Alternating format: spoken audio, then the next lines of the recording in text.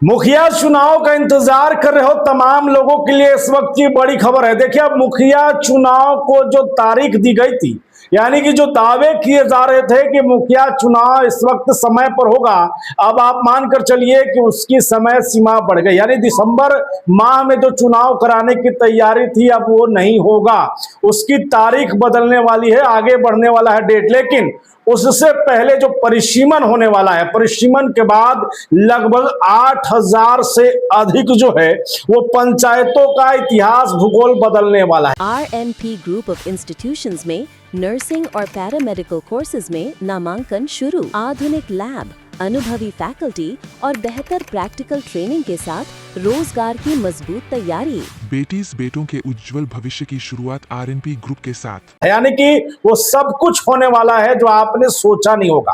35 सालों के बाद, इस परिसीमन के बाद आपके पंचायत में क्या बदलाव होगा, ये आपको हम बताएं। उससे पहले आप बुलेट न्यूज देख रहे हैं और मैं हूं आपके साथ राज पाठक।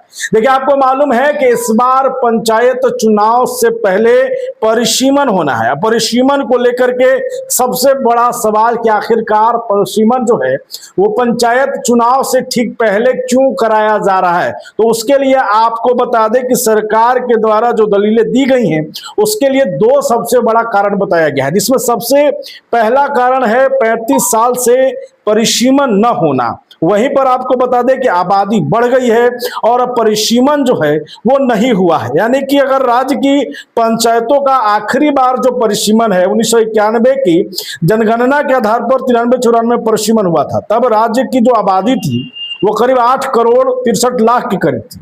उस वक्त बिहार में झारखंड शामिल था, लेकिन अब 2000 में झारखंड के अलग होने के बाद बिहार की आबादी जो उस समय 6 करोड़ के लगभग बच गई थी, अब उसकी आबादी जो है वो बढ़ गई है। और ऐसे में सवाल ये है कि अब जब तक जनगणना नहीं होगा, जब तक एक्चुअल जो है उसका जनगणना के आधार पर ये पता नहीं चलेगा कि हमारे यहाँ संख्या कितनी है, तब तक चुनाव के बाद वो जो ओरिजिनल हक है, यही कोई एक जो सबका अधिकार जो मिल रहा था वो मिलना लगभग मुश्किल है। इसलिए सरकार ने ये दलीलें दी हैं। वहीं पर आपको बता दें कि दूसरा सबसे बड़ा जो कारण बताया गया वो आरक्षण रोस्टर का बदलना। आपको मालूम है कि 10 सालों में आरक्षण रोस्टर में बदलाव होता था, ऐसे में इस बार भी आरक्षण रोस्टर में बदलाव होगा। 2016 में रिजर्वेशन का रोस्टर बदला था, इस कारण इस बार अपने आप ओबीसी, ईबीसी, एससी, एसटी और महिलाओं के लिए रिजर्व सीटों में बड़ा बदलाव होने वाला है। ये एक बड़ा कवल है। दूसरा जो सवाल सबके जेहन में है कि परिसीमन के बाद आखिरकार क्या क्या बदल जाएगा, तो ये सबसे महत्वपूर्ण पॉइंट है कि आखिरकार परिसीमन जब होने वाला है उसके बाद क्या कुछ बदलाव होगा। तो आप जान लीजिए कि सरकार ने साफ तौर पे कह दिया है कि परिसीमन का मकसद आबादी के हिसाब से संतुलित प्रतिनिधित्व देना है। इसके लिए अब आप समझ लें, परिसीमन के बाद जो त्रिस्तरीय पंचायत चुनाव में सदस्य हैं, चाहे वो जिला परिषद हो, मुखिया हो, सरपंच हो, पंचायत समिति सदस्य हो, वार्ड सदस्य हो या पंच हो, इनकी जो है संख्या बढ़ने वाली है। यानी कि जो अभी जिला परिषद सदस्यों की संख्या पर चर्चा करें तो अभी जो 1160 है वो बढ़ करके परिसीमन के बाद 1800 होने वाला है। मुखिया की जो सीटें हैं पंचायतों की वो 8,053 है। आपको बता दें कि वो बढ़कर के 13,000 के करीब जाने वाली हैं। वहीं सरपंच की संख्या जो है वो इस वक्त 8,053 है, जो बढ़कर 13,000 हो जाएंगी। पंचायत समिति सदस्य की संख्या 11,000 के लगभग है, जो बढ़कर के सीधे तौर पर 18,000 हो जाएगी।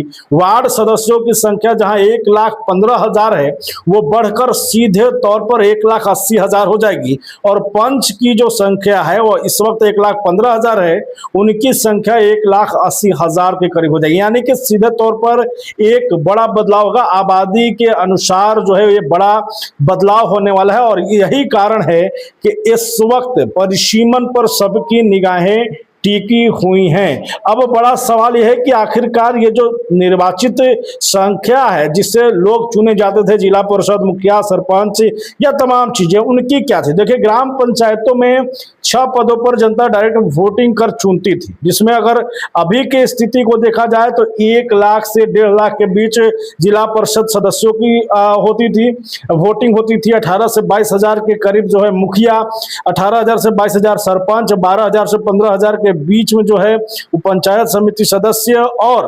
आपको वार्ड सदस्य जो हैं वो 1000 के करीब, वहीं पर बात की जाए तो पंचायत 1000 या इससे अधिक। अब जो है आंकड़े बताए जा रहे हैं, जो संभावित आंकड़े बताए जा रहे हैं उसमें परिसीमन के बाद जो है वो जीप सदस्यों की यानी जिला परिषद सदस्यों की संख्या, वोटिंग की संख्या भी बदल जाएंगे। वहीं आपको बता दें कि तय समय पर चुनाव नहीं होगा तो मुखिया सरपंच का जो पद है वो कहाँ जाएगा, ये बड़ा सवाल है। क्या मुखिया सरपंच का कार्यकाल बढ़ने वाला है? आपको मालूम है कि दिसंबर तक सभी पंचायत के प्रतिनिधियों का जो है समय सीमा 5 सालों का समाप्त होगा। ऐसे में क्या नियमावली है, तो समझ लीजिए कि संविधान के आर्टिकल 243 और बिहार पंचायती राज अधिनियम 2006 की धारा 14 में स्पष्ट उल्लेख है कि ग्राम पंचायत की अवधि किसी भी सूरत में 5 साल से अधिक नहीं हो सकती है।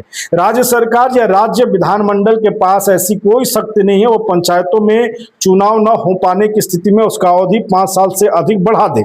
ऐसे में पंचायत प्रतिनिधियों का कार्यकाल दिसंबर 2026 तक ही होगा और ऐसे में उन्हें हटना पड़ेगा। और अब गांव की सरकार जो है वो सीधे तौर पर जो आदेश नीतीश सरकार ने तब कानूनी अध्यादेश के जरिए विशेष व्यवस्था बनाई थी, यानी कि तब राज्य सरकार ने 1 जून 2021 को कैबिनेट की बैठक में बिहार पंचायती राज अधिनियम 2006 की धारा 14, 39, 66 और 92 को संशोधन किया था।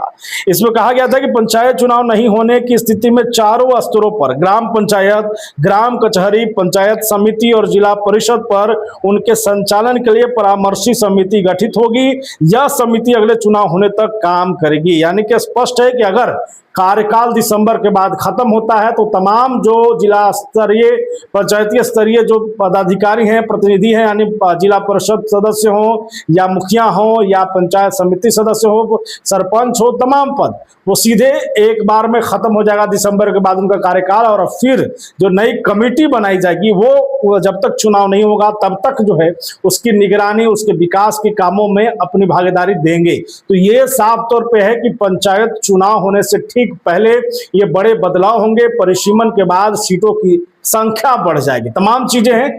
आपकी इस पर क्या राय है? अपनी राय जरूर कमेंट करें। बने रहें, देखते रहें बुलेट न्यूज़ टीवी।